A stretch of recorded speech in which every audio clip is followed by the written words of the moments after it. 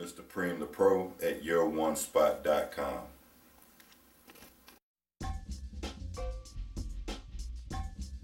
Well, the first person that got me interested in hip hop, I'd have to say my cousin Paul in Houston. His rap name was Kid Zap. Back in the day, he came down here to Austin for the summer and brought a Rapper's Delight record, Sugar Hill Gang. And he played that, and I was like, wow, that's when I first got interested in the mechanics of how hip hop was put together.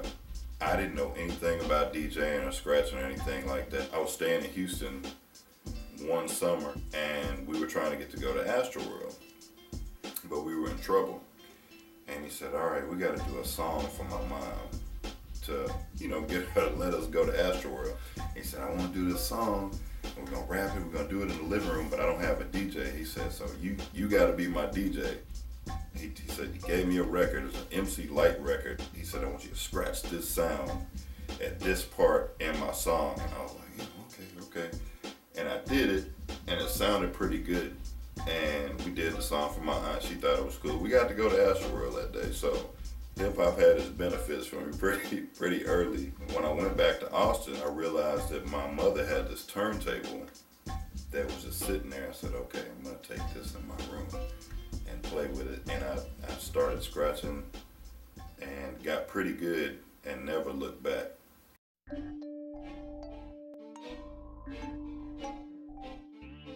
Music has had a very positive impact on my life personally, and I'm one of the people, I'm proud as I was a band nerd. I was actually in the symphonic band in junior high school. I was in the band all through high school at LBJ. Music has always been there. You gotta find something in this life that makes you feel good, and music has always been that thing. For me, my mom played the flute and the piano, so there were always instruments in the house. My father played the guitar, and like the piano, we had an upright piano in our living room. Playing that piano was one of my first toys, and I taught myself how to play a lot, and over the years I found out that harmed me, because when you learn an instrument incorrectly, it's hard to go back and learn it the right way. And in 7th grade, I started playing the trumpet, and that's when I got introduced to how music is made, how to read music, how music is put together, and the different parts, measures and time signatures, which all of that really relates directly to math. Music does help you with fractions and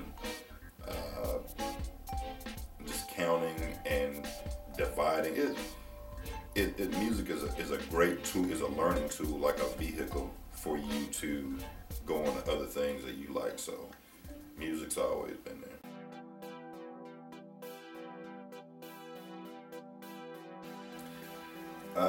Hip hop beef.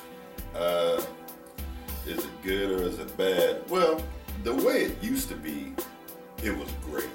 That's kind of how people cut their teeth, was the battle rhymers and people going back and forth, like the LL and Kool Moe Dee and KRS-One and MC Shan and those kind of beefs. Because at that time, it was really about getting on the mic and who is a better rapper. Like, ooh, did you hear? You heard what Shan said about KRS-One. You hear what KRS-One said about MC Shan.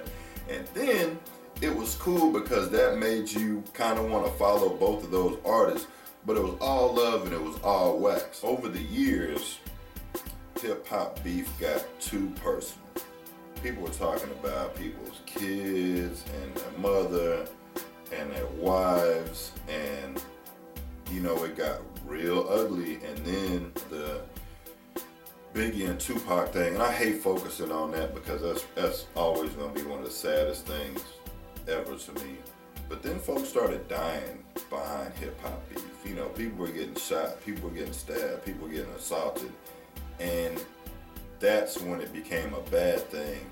And now, a lot of artists now are surrounded by people who want to keep the controversy going, and a lot of the labels now encourage that. Now it's about how personal can it get to really make the situation bad. I think it's terrible now. I think that part needs to die.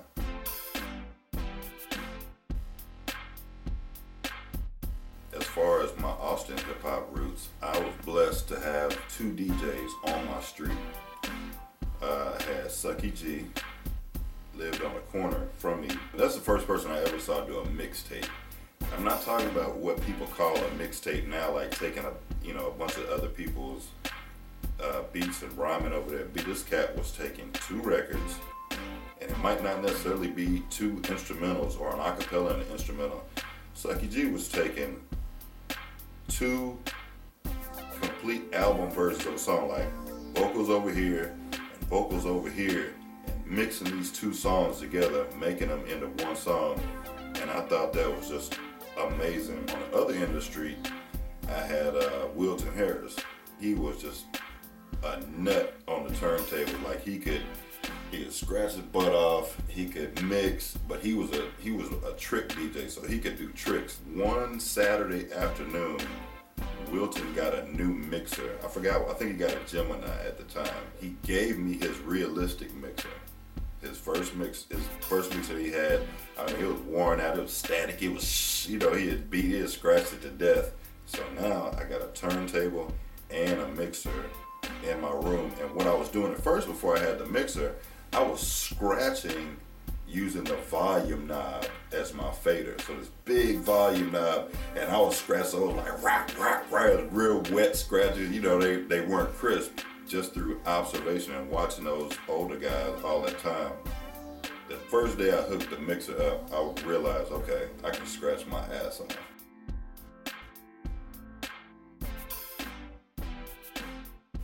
How did I start connecting with some of the hip hop cats in our neighborhood and Austin community? I went to Keelan with Mirage. I went to Keelan with BJ Dollars, T-Double, and that's when these guys were rapping in the courtyard at school, battling. And when we got to high school, I remember BJ Dollars and Mirage did this talent show. They performed to this beat. They straight looped it off of this Fat Albert, the Fat Albert thing. And it was a loop. And what I didn't know at the time when I saw that performance, I did not know that BJ Dollars had taken a double cassette deck and looped. This dude could loop samples with an analog, like real tape cassette deck.